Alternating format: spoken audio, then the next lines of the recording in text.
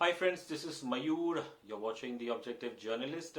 Don't forget to subscribe to my channel and bell icon दबाना मत भूलिएगा। आज हम 83 की बात करते हैं। The film is directed by Kabir Khan with superstar Ranveer Singh in the lead. As we all know, the film is based on India's maiden World Cup triumph back in 1983 in England. और before we talk about the film, हम एक admission करना चाहते हैं that yours truly is a cricket connoisseur, but we haven't let that impact our critical thinking.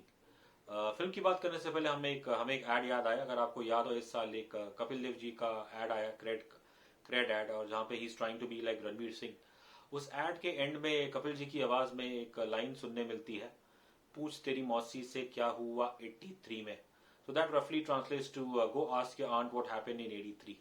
खैर, हमें तो हमारी मौसी के पास जाने की जरूरत नहीं पड़ी, because thankfully we have director Kabir Khan and his writing team of Sanjay Puran Singh Chauhan, Vasant Bala, and dialogue writer Sumit Arora, all uniting to give us a dramatized account of that historic triumph.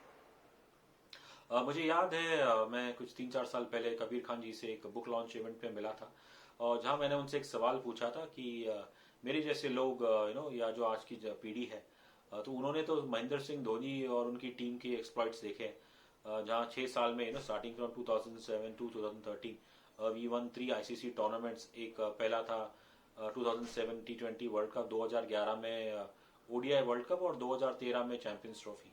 तो ये जो generation है, या ये जो cricket followers है, तो उन्हें कपिल की और उनकी टीम की जो विक्ट्री थी उसको देखने में क्या दिलचस्पी रहेगी। और कबीर खान जी का जवाब बड़ा सिंपल था कि बहुत से लोग हैं starting from the 80s generation onward, 3-4 पीढ़ी है जिन्होंने तो उसके बारे में उन्होंने शायद सिर्फ सुना होगा या हाईलाइट्स में देखा, लेकिन उन्हें ज्यादा कुछ पता ही नहीं है। एक लाइन उन्होंने और ऐड की थी कि मोर देन एनी स्कोर्स, वो तो खैर it's out there in public domain, but वो चाहते थे कि इस फिल्म द्वारा that he is able to tell some fascinating stories जो शायद कभी अब तक बाहर नहीं आई थी। और जब हमने फिल्म देखी, कल हमने फिल्म देखी, इट्स 162 मिनट्स लेटर, हम ये कॉन्फिडेंटली कह सकते हैं कि Kabir Khan has given us not one but many fascinating stories with in the core story of India's victory. तो फिल्म शुरुआत होती है straight from a visual from the final India versus West Indies 25 जून 1983। एक मैच का एक अहम मोमेंट है जहाँ पे Viv Richards, the great West Indies batsman, he is going very strong, और वो इंडियन बॉलर्स उनको पीट रहे हैं। फिर कपिल देव इज कंफ्यूज कि उन्हें आउट करने के लिए क्या किया जाए। Very reluctantly he gives the ball to Madan Lal, और फिर पहली ही बॉल पे विव रिचर्ड्स एक एरियल शॉट मारते हैं, बॉल हवा में जाती है, और 2 Indian fielders, one of them is Kapil Dev, they are converging on to it, और जब कपिल बॉल के नजदीक आते हैं तो बस कैमरा फ्रीज हो जाता है, and then we are taken back into time where the journey all started. लेकिन जो इसकी ओपनिंग जो है ना, that really sets the mood, और खासकर फॉर पीपल जिन्होंने, इवन इंक्लूडिंग मी, जिन्होंने वो वर्ल्ड कप नहीं देखा लाइव, तो उनके लिए तो वो दिलचस्पी, एक एक्साइटमेंट बिल्ड हो जाता है कि काश ये फाइनल जल्दी है, because I can't wait to watch it. And although obviously we knew the result, लेकिन that's the impact of that scene, it instantly it hooks you to the film. और फिल्म की शुरुआत में जो कुछ आधा 1 घंटा है, that is basically build on underdog narrative. अब ये अंडरडॉग नैरेटिव इसलिए है क्योंकि वर्ल्ड कप से पहले nobody gave this Indian team a chance. हालात तो कुछ ऐसे हैं कि like forget the players who themselves don't believe that this is possible, but जो इंडियन क्रिकेट बोर्ड है, board of control for cricket in India, तो उसने तो हमारी टीम के रिटर्न टिकट्स पहले ही करवा लिए थे, ये सोच के कि ये टीम तो ग्रुप स्टेज से बाहर निकल ही नहीं पाएगी। अब चाहे वो विदेशी मीडिया हो या इंडियन मीडिया या फिर फैंस बैक होम, किसी को कोई उम्मीद नहीं है या किसी को कोई फर्क नहीं पड़ता कि ये टीम क्या करने वाली है, बिकॉज उनके जहन में तो ये पक्का है कि ये तो जल्दी बाहर हो जाएगी। तो एक माहौल है ऑफ पेसिमिज्म का, but Kabir Khan uses this pessimism to build this underdog narrative, and which is also inspiring in a way, because जब दुनिया आपसे कोई उम्मीद नहीं रखती और हम आपको नीचा दिखाना चाहती है, that is the time when true character is shown. और obviously Kapil Dev is at the forefront of this. ये बिलीफ उनमें था, लेकिन उससे पहले उनकी माँ में था, उनकी माँ ने ये बिलीफ उनमें डाला था। Neena Gupta plays Kapil Dev's mother in this film, और वो वर्ल्ड कप से जाने से पहले नीना गुप्ता ने इन्हें कहा था कि भाई कुछ भी हो जाए आप जीत के आना। तो आई थिंक कहीं ना कहीं आई थिंक वो डिजायर शायद उनके घर से शुरू होता है, और फिर Kapil is very quietly confident of if not his team but at least of himself that I think उनके जहन में से एक बात रहती है कि कुछ भी हो जाए लेकिन इस बार तो हमारी टीम फाइट करेगी। वैसे फॉर द रिकॉर्ड इस वर्ल्ड कप से पहले इंडिया ने सिर्फ एक ही मैच जीता था वर्ल्ड कप हिस्ट्री में, 19 चाहे वो 1975 का या 1979 का वर्ल्ड कप हो। आई थिंक इन 1975 और 79 world cup we beat East Africa. और पर वो ईस्ट अफ्रीका भी टीम ऐसी थी कि उसके अंदर ज़्यादा खेलने वाले तो हमारे एक्सपर्ट्स ही थे। तो ना कहीं आई थिंक कहीं पे भी ऐसा माहौल नहीं है कि कोई इस इंडियन टीम को इस पे बिलीव करता है। लेकिन फिर अब मुसीबत आती है जब पहला मैच है, वो भी against two time defending champion West Indies. इस पहले मैच को दिखाना बहुत इंपॉर्टेंट है बिकॉज इसका जो रिजल्ट है वो हमें साबित करता है कि जो फाइनल में हुआ वो कोई फ्लूक नहीं था। तो पहले दो मैच जीतने के बाद कपिल की टीम अगले दो मैच हार जाती है। अब जैसे ही दो मैच हार जाते हैं तो फिर जाहिर है वो क्रिटिसिज्म फिर से शुरू हो जाती है, और एक वो जो नेगेटिविटी रहती है that seeps into I would say little bit also into the Indian dressing room. But Kapil Dev is a strong character, वो इसे he strives his best to ensure that कि ये हमारी टीम मोराल या टीम स्पिरिट को affect ना करे। अब खैर बाकी के मैचेस में जो क्या हुआ वो तो हम जानते हैं, लेकिन जो एक मैच है जो हमें बड़ी खुशी हुई ड्रामेटाइज्ड वर्जन देख के, तो वो था that the game against Zimbabwe. For the record 1983 world cup में the teams are divided in two groups, और जहाँ पे एक ग्रुप में every team played against each other twice. तो जिम्बाब्वे के साथ जब हमारा दूसरा मुकाबला था तो हालत कुछ ऐसी थी कि India were down 4 wickets for 9 runs. Soon it became 17 for 5, और फिर बाद में शायद अंडर 90 और समथिंग फॉर 7। और उस दौरान फिर कपिल देव उन्होंने तो कुछ he played the innings of his life time. He smashed a staggering 175 not out, which was a then record for the highest individual score in an ODI game. He made it only of 138 balls. अब ये innings की एक और खासियत ये थी कि this match was not televised because BBC employees had gone on strike, तो इसलिए ये मैच तो लाइव टेलीवाइज हुआ ही नहीं था। तो अनफॉर्चुनेटली आई थिंक ये ग्रेट इनिंग्स वो हम कभी भी कैमरा पे देख नहीं पाए। तो आई थिंक इसलिए हमारे लिए दिलचस्पी थी जस्ट टू नो कि कैसे कि क्या हुआ होगा उस दौरान कपिल द वे कि कपिल की क्या सोच थी जब वो आए थे to walk in to bat at 4 for 9, और फिर जब 7 विकेट गिर गए तो उन्होंने तो बस ताबड़तोड़ बल्लेबाजी की, और यही हमें पर्दे पे देखने को मिलती है। और जो आई थिंक जॉय है रणवीर सिंह के फेस पे, तो वो कहीं ना कहीं में एहसास दिलाता है कि शायद उस दौरान भी कपिल देव जी की भी चेहरे पे ऐसी एक खुशी या मुस्कुराहट होगी। खैर उसके बाद जो इंपॉर्टेंट मैचेस है सारे कवर किए जाते हैं, लेकिन what Kabir Khan does well is just to ensure that they only cover the important aspect of these games. अगर आप देखें तो कबीर खान वो जैसी फिल्में बनाते हैं, अक्सर उनकी फिल्म में कॉन्फ्लिक्ट रहता है, कई बार तो वो क्रॉस बॉर्डर कॉन्फ्लिक्ट रहता है, लेकिन इवन अमिस्ट दैट कॉन्फ्लिक्ट उनकी जो सोच रहती है, उनकी जो आइडियोलॉजी है, that is to spread the message of peace and unity. तो यही चीज़ हमें आई थिंक 83 में भी देखने को मिलती है कि no matter what the problem is in and outside, लेकिन वन शुड स्टे यूनाइटेड। और जो कपिल देव की टीम ने जो अचीव किया था like even before the final, जैसे जैसे ये खेल रहे थे तो वो एक नई उम्मीद जागरूक कर रही थी back home in India, actually not just in India but even the Indian diaspora, चाहे वो इंग्लैंड में हो या फिर किसी और मुल्क में। तो I think Khan is taken care of that. और इसमें कुछ 2-3 सीन है जो बहुत ही पावरफुल है which send the message of peace humanity. तो एक तो है कि जब कपिल देव पाकिस्तानी कैप्टन इमरान खान को ग्रीट करते हैं, that is just a scene of I think 5-6 seconds, but he greets him Imran very warmly.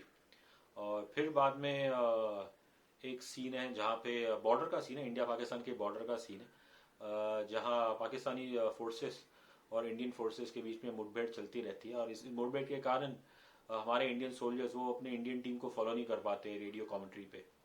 लेकिन जब फाइनल आता है तो पाकिस्तान के मेजर वो अपने इंडियन काउंटर पार्ट को कॉल करते हैं और उनसे कहते हैं कि आप बेफिक्र रहिए, आज के दिन कोई फायरिंग नहीं होगी, आप इत्मीनान से बैठ के रेडियो कमेंट्री सुनिएगा। तो that is typical Kabir Khan thing, मतलब कि वो बॉर्डर पे तो हमें बॉर्डर पे भी ले आएंगे, क्लैश होंगी, लेकिन उनका कोशिश हमेशा ये रहती है कि to spread that message of peace, unity and harmony. और इसके अलावा एक शायद फिक्टिशियस एक नैरेटिव क्रिएट किया गया, नैरेटिव तो नहीं बट एक फिक्टिशियस टाउन क्रिएट किया गया which is struck by riots. और during that heightened heightened moments. एक मुस्लिम फैमिली है जो बेचारी इतनी डरती है कि वो अपने घर से बाहर निकलने के लिए भी डर रही है, और उस दौरान फिर उनके घर पे एंटीना ठीक हो जाता है, और फिर वो बेसब्री से इंतज़ार करते हैं इंडिया के वर्ल्ड कप गेम का। और फिर कुछ देर के बाद हमारे भारतीय सोल्जर्स आते हैं, उनके दरवाजे पे खटखटाते हैं। अब एक वेरी सीनियर मुस्लिम जेंटलमैन वो दरवाज़ा खोलते हैं और वो डर जाते हैं कि अरे भाई ये तो सोल्जर्स आ गए, अब क्या होगा। लेकिन वो जो सोल्जर है वो सिर्फ उनसे पूछते हैं कि सर स्कोर क्या हुआ। और फिर बाद में जैसा हमने देखा है कि वो सोल्जर्स के साथ मिलके हमारे मुस्लिम भाई और उनकी family and even that whole area, कि वो बैठ के अपने सोल्जर्स के साथ बैठ के मैच देखती है and they are cheering on India. तो आई थिंक कबीर खान तो जो उनका मकसद हमेशा ही रहता है कि चाहे कुछ भी हो जाए, लड़ाई झगड़े हो, लेकिन इवेंचुअली एक message of peace and friendship has to be passed on. तो वो हमें इन सीन्स द्वारा देखने को मिलता है। तो उस चीज़ में तो खैर कबीर खान काफ़ी सक्षम है, लेकिन जो दूसरी चीज़ हमें अच्छी लगी उनकी ओवरऑल डायरेक्शन और उनके जो मैनेजमेंट ऑफ रिसोर्सेज है, कि उन्होंने obviously Ranveer Singh playing the lead role, he is at the forefront, लेकिन ऐसा हमें नहीं लगा कि जो बाकी एक्टर्स हैं जो इतने सारे बड़े बड़े नाम प्ले कर रहे हैं कि किसी को कुछ यहाँ पे एक एडिक्वेट फुटेज ना मिला हो। हाँ, थोड़ा आई थिंक एक इंटरेस्टिंग हमें लगा जो गावस्कर जी और रवि शास्त्री जी का पोर्ट्रेयल है, Gavaskar being played by तहिराज Bhasin. तो जैसा आई थिंक जो क्रिकेटिंग दुनिया जानती है कि इस वर्ल्ड कप से पहले जब गावस्कर को हटा दिया था कैप्टनसी से, कपिल को बनाया था, तो as it's a universal truth कि उस दौरान it was very difficult for a captain to captain players under whom he played as a player. तो एक वो थोड़ी नोक जोक है यहाँ पे गावस्कर और कपिल देव की, तो उसे दिखाया गया है पूरी तरीके से तो नहीं, बिकॉज लेकिन ऐसा भी नहीं दिखाया गया कि that this what I would call it that this relationship or breakdown in relationship ऐसा कुछ नहीं है, that will threaten the break the Indian dressing room. हाँ, मतलब तहिराज Bhasin he cuts that full-on look throughout the film. And I think another thing which didn't help Gavaskar was that throughout the World Cup he was in poor form. तो जाहिर है उनके लिए यहाँ पे कुछ ज़्यादा करने के लिए था ही नहीं, और I think ditto for Ravi Shastri, तो उनका भी इतना कंट्रीब्यूशन नहीं था। कुछ एक दो मैचेस में उन्होंने क्रिटिकल विकेट्स लिए थे, बट सरप्राइजिंग हमें इसलिए लगता है बिकॉज गावस्कर और शास्त्री ये ऐसे शख्स है कि हमने जब से होश संभाला और क्रिकेट देखना चालू किया, so the voices that we've heard, of Indian cricket, the early voices were of Gavaskar and Ravi Shastri. So these are very outspoken characters, लेकिन इस फिल्म में इनके कैरेक्टर्स काफी understated है। और रही बात फिर obviously the main lead Ranveer Singh. So we all know what a wonderful actor he is, what a versatile actor is. और I think उनकी जो खूबी ये है इस फिल्म में कि रणवीर सिंह ने कपिल देव जैसी बनने की कोशिश नहीं की है। आई थिंक उन्होंने बस ये किया है कि जो कपिल देव का कैरेक्टर है, जो उनका सोल है, एक सिंसियरिटी है, एक ह्यूमिलिटी है, और उसे एक पर्दे पे लाया जाए। और आई थिंक वो इस एफर्ट में 100% सक्सेसफुल होते हैं। यस, उनकी body language, mannerism, accent, it is very Kapil Dev like, but वही हमें जो सबसे ज्यादा अच्छा वही लगा that Ranveer Singh succeeds in exhibiting the beautiful soul called Kapil Dev on the screen. और एक अच्छा है कबीर खान जी ने ये किया है कि पूरे स्क्रीन प्ले पे there is no overload of Kapil Dev. I think that also gives break to Ranveer Singh, ताकि बिकॉज दूसरे कैरेक्टर्स का दिखा है तो वहाँ उन्हें भी एक ब्रेक मिलता है। और there is a nice balance I feel in Ranveer Singh performance here, in terms of action and words. जब एक्शन की बात आती है तो तब वो अपने गेंद और अपने बल्ले से चमत्कार दिखाते हैं, और जब वर्ड्स की बात आती है तो ही ऑब्वियसली इज वेरी मेलो, very polite in motivating his players. So I think all said and done, I think this is Ranveer Singh adds another feather on his cap. So it's another stupendous performance by this gifted actor. और I think शायद एक scene होगा बस जहाँ हमें लगा कि थोड़ा I think towards the end जब वो बलविंदर संधू से बात करते हैं तो मे बी शायद उस सीन में हमें कपिल देव से ज्यादा मोर रणवीर की झलक दिखाई दी, but that again I said it's a good thing because it gives Ranveer break from being Kapil Dev 24/7 in this film. Overall obviously Ranveer Singh is the heart and soul of this film, लेकिन उनके अलावा जो हमें परफॉर्मेंस अच्छी लगी तो उसमें पहला नाम आएगा rising actor Jatin Sarna who plays the role of the late Yashpal Sharma. और आई थिंक यशपाल उनकी आंखें तो मैच करती है यशपाल जी से, लेकिन जो एक वो एटीट्यूड और एक एग्रेशन लेके आते हैं Jatin Sarna, that mirrors the one which Yashpal Sharma showed in his playing days. और we found him to be absolutely flawless. और आई थिंक पर्सनली जो हमें दूसरे और अच्छे लगे वो हैं Tamil actor Jiva, who is playing the role of Krishnamachari Shrikant.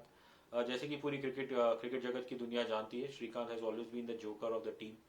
और उनका अपना एक ह्यूमर है, एक इनिमिटेबल स्टाइल है, खासकर जब वो ऐसी ऐसी कुछ हरकतें करते थे क्रिकेट फील्ड पे. तो वो जो ह्यूमर है, I think Krishnakant humour, vintage Krishnakant humour, तो वो हमें बिल्कुल देखने को मिलता है इस फिल्म में. मे बी शायद कुछ एक आध सीन शायद थोड़े फिक्शनलाइज होंगे, लेकिन they are absolutely hilarious. I think Chris Shrikant the Joker, it comes alive through the performance of Jiva. Another, I think, actor, I think who I would call the surprise packet of this film is Punjabi actor singer Amy Virk. He plays the role of Balwinder Singh Sandhu. जैसे कि I think it's well known in cricketing circles that Balwinder Sandhu, is a very gentle, polite soul. और I think जैसी उनकी gentle bowling थी, that या तो जैसा उनका gentle nature था, that is reflected in his gentle seam bowling. लेकिन ऑब्वियसली उन्होंने भी आई थिंक वर्ल्ड कप के मैचेस में अहम भूमिका निभाई थी. और full marks to Ammy Virk कि वो जो बलविंदर सिंह संधू की जो ह्यूमिलिटी है उसे पर्दे पे लाने में पूरे सक्षम होते हैं. I think yes, I think there are other actors, I think Sahil Khattar, जिन्होंने सबा करीम का बहुत ही अच्छा रोल निभाया. I think once again Syed Mustafa Kirmani is a very charismatic character, लेकिन वो हमें इस स्क्रीन प्ले में इतना देखने को नहीं मिलता है. May be probably back in those days, I think maybe Kirmani might have been a quiet guy. तो I think but जो main performances है, I think the driving force, तो उसमें तो रणवीर सिंह और जतिन सरना और एमी वर्क और जीवा, I think they are the driving force, and obviously Ranveer Singh, they are the driving force of this film. रही बात ऑपोजिशन की, तो वेस्ट इंडीज प्लेयर्स को भी उन्हें ड्यू रिस्पेक्ट दी गई है. एक इंटरेस्टिंग चीज इस फिल्म में यह है कि कुछ इसमें ऐसे एक्टर्स हैं जो वो basically are the son of their respective of their legendary fathers. जैसे कि Karl Greenidge plays the role of his father, the great Gordon Greenidge. Similarly Mali plays the role of his late great father Malcolm martial.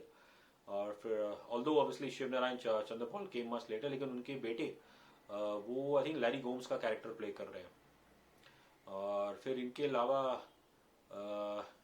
ऐसा कहा जा रहा है कि जो शायद ट्रेवर चैपल का जो कैरेक्टर जिसने निभाया, शायद वो ही is related to one of the Chappells. I think ये बात हमने सुनी है. और आई थिंक वेस्ट इंडीज के एक प्लेयर्स का एक उनका जो फियर फैक्टर था उसे जरूर स्क्रीन प्ले में दिखाया गया है.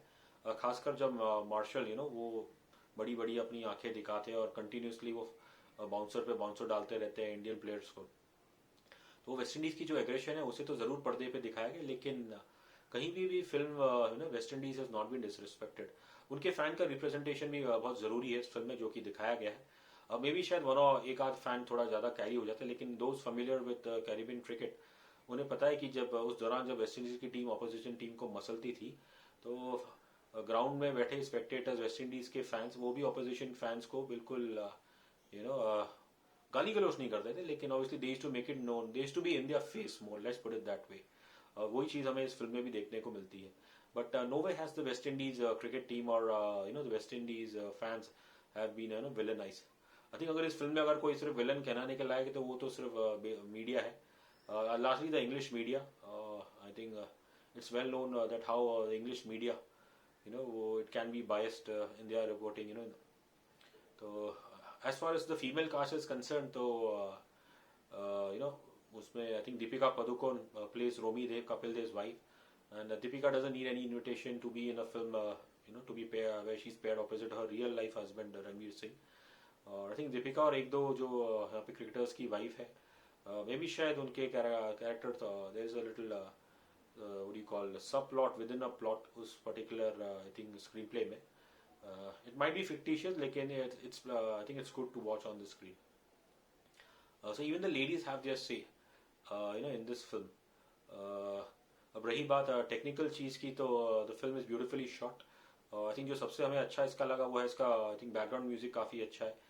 सही सीन पे सही बैकग्राउंड म्यूजिक प्ले करता है. और फिर जो उसके प्रोडक्शन डिजाइन है, जहाँ पे जो इंग्लैंड और उसके क्रिकेटिंग इकोसिस्टम का एक ओल्ड वर्ल्ड चार्म है, तो वो हमें इस फिल्म द्वारा देखने को मिलता है. I think eventually I think what works for this film is it is highly engaging screenplay. और कहते हैं कि एक स्पोर्ट्समैन के लिए yes wins and losses are part of all part of the game, लेकिन एक स्पोर्ट्समैन के लिए सबसे इम्पोर्टेंट है कि हाउ ही और she inspires the next generation.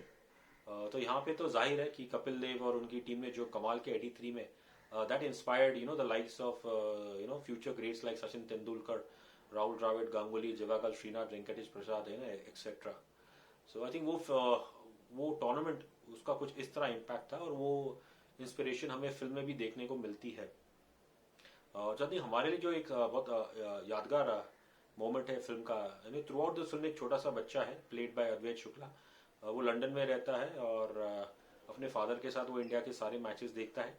उसके father starts off as a non believer कि उन्हें तो कुछ इंडियन टीम पे होप नहीं, लेकिन थ्रू आउट दैट टूर्नामेंट ये छोटा बच्चा इंडिया के हर एक मैच में आता है, यानी cheers on the Indian team, he shouts from the crowd.